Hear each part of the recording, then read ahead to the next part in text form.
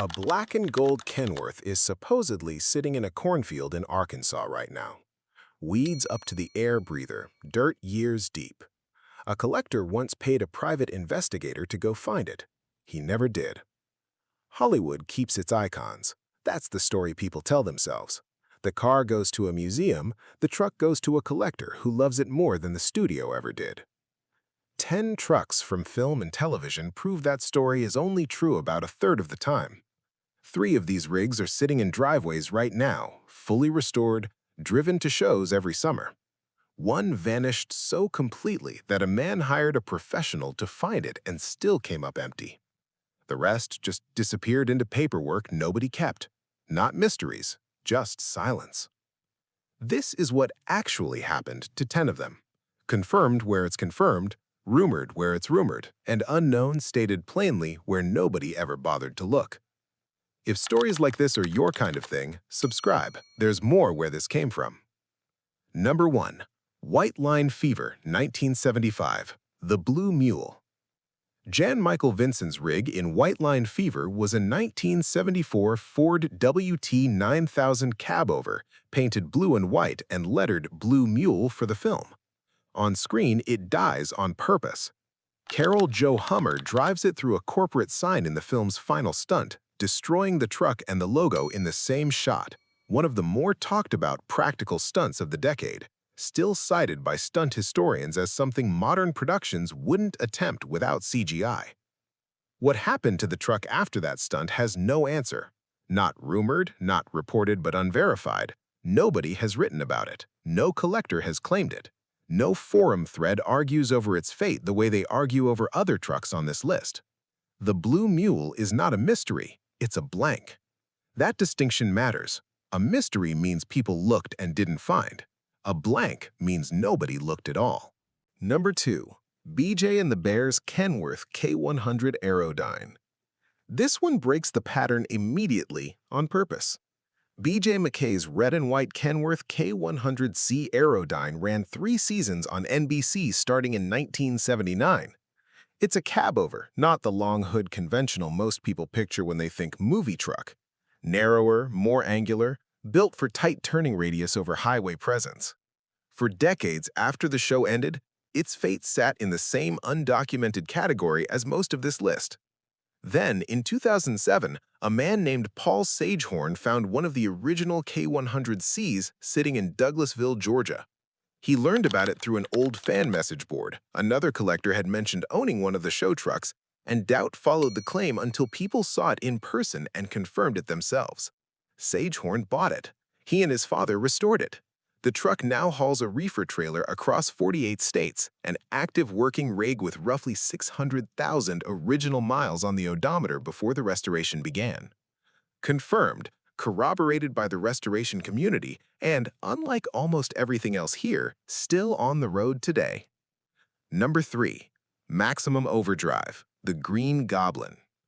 Stephen King's only directing credit gave the world a white Western Star 4800 wearing a fiberglass Green Goblin mask, hauling a trailer that promised another load of joy.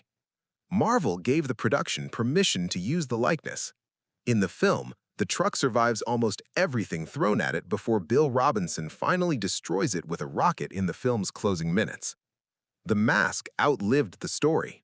It stayed on the studio lot in Wilmington, North Carolina into the mid-1990s, then sold to a private collector, restored to its original look in 2013, according to enthusiast accounts, though this detail rests on a single source and hasn't been independently corroborated. In 2021, a fan named Nate Lawrence spent 14 weeks converting a 1977 white Western Star into a working replica, right down to the Detroit Diesel 8V71 growl the original was known for.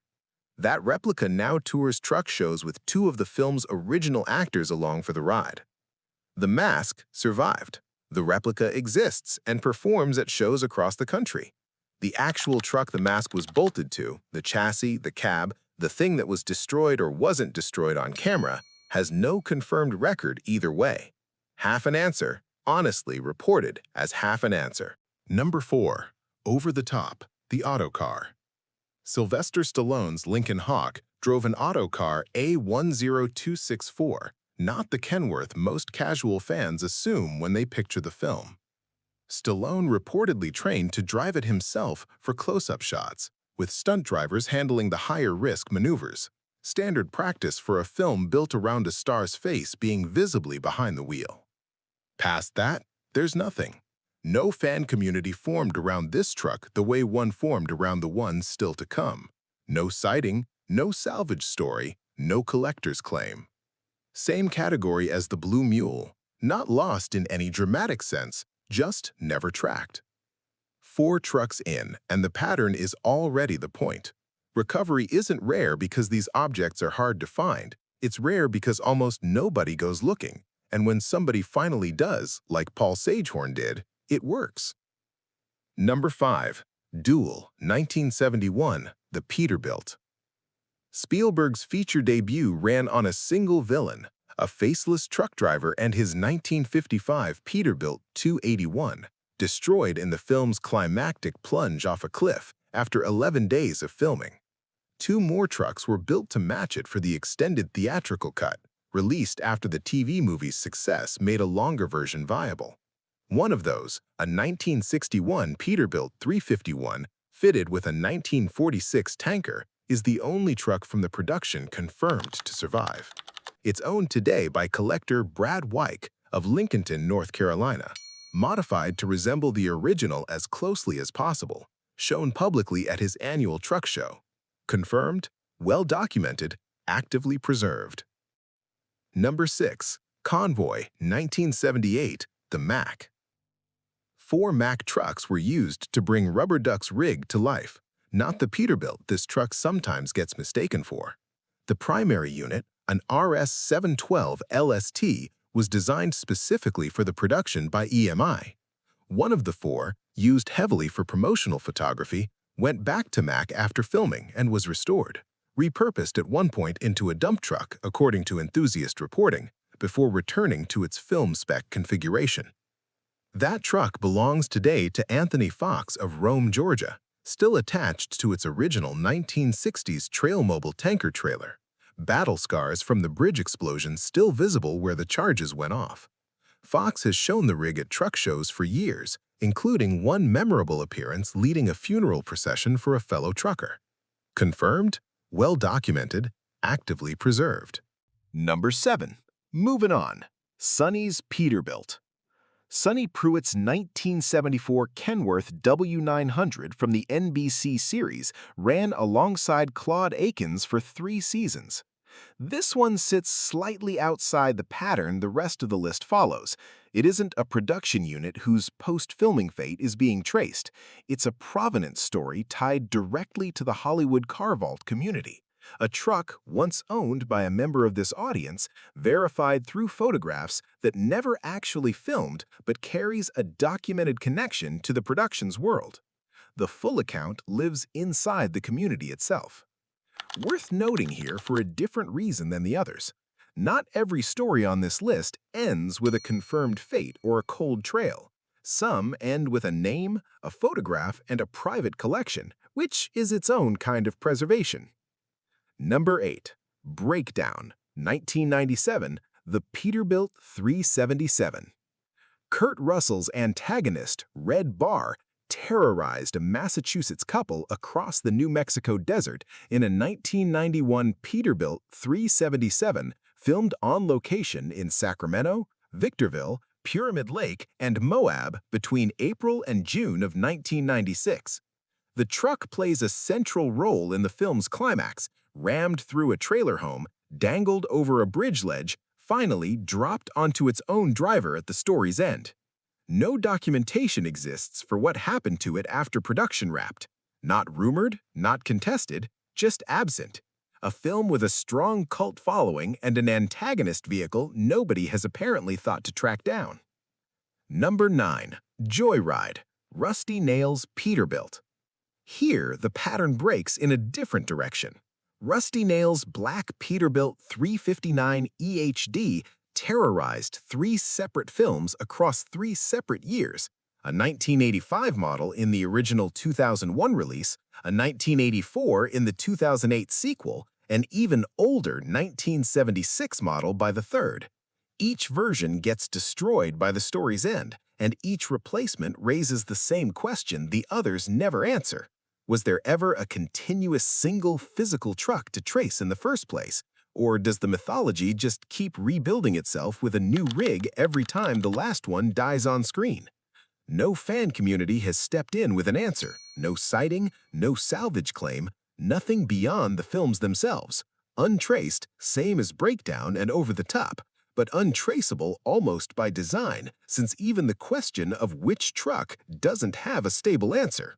Number 10. Smokey and the Bandit, Snowman's Kenworth. 3 Kenworth W900As were used to bring Snowman's black and gold rig to life.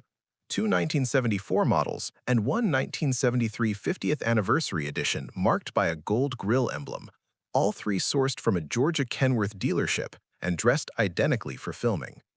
Cletus Snowman Snow hauled 400 cases of Coors beer across state lines in the trailer behind it, and the truck carried nearly as much screen time as the Trans Am that gets all the credit. What happened to those 3 trucks afterward depends entirely on who's telling the story. One account places the truck rolling in New York State and getting scrapped within a year of filming. A separate, unconnected account places it sitting in an Arkansas field since 1990, dirt building up with only rain to clean it, still recognizable to anyone who knows what they're looking at. A third traces it through Wallace Trailers in Valdosta, Georgia in the late 1980s, sold from there to a man in Madison, Florida, where it was reportedly left neglected in the woods until a fallen tree destroyed the trailer. None of these accounts confirm each other. None of them rule the others out. At least one collector took the search seriously enough to hire a private investigator. Set designers and transportation crew from the original production were reportedly contacted. The trail went cold anyway.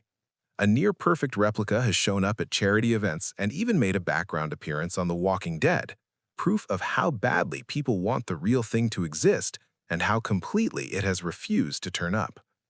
Reported but unverified across every version of the story, this is the one that was actually hunted by people with resources and motivation and still lost.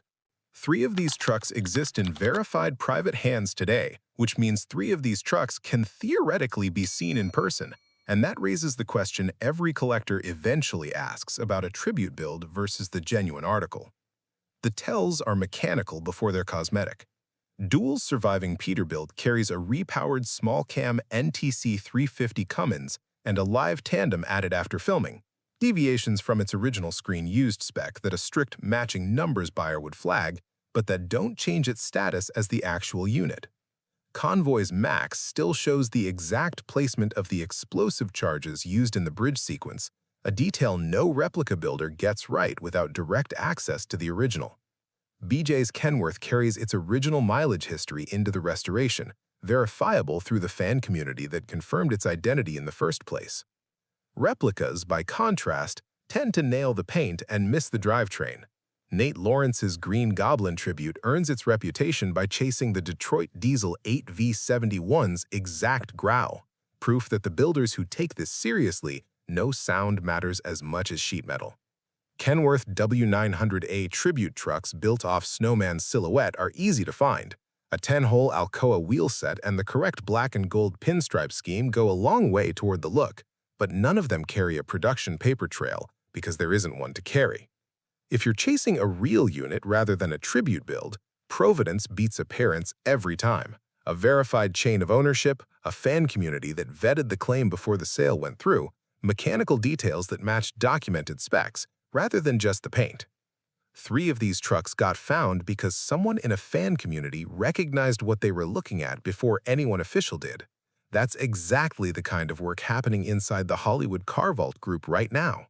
Provenance stories, verified photographs, the connective tissue between a vehicle and the people who can actually confirm what it is. If you've got a lead on any of the rigs still sitting in the untraced column, that's where it belongs. Being famous never decided which of these trucks survived. Being cared for did. The Blue Mule got a bigger stunt than half the trucks on this list, and nobody wrote down what happened to it afterward. A resting cab over in a Georgia field got a second life because one person on a message board refused to let a rumor stay a rumor. Somewhere, probably, there's a black and white Kenworth sitting exactly where the rumors say it is. Or there isn't. Nobody's found it yet. But nobody's stopped looking, either.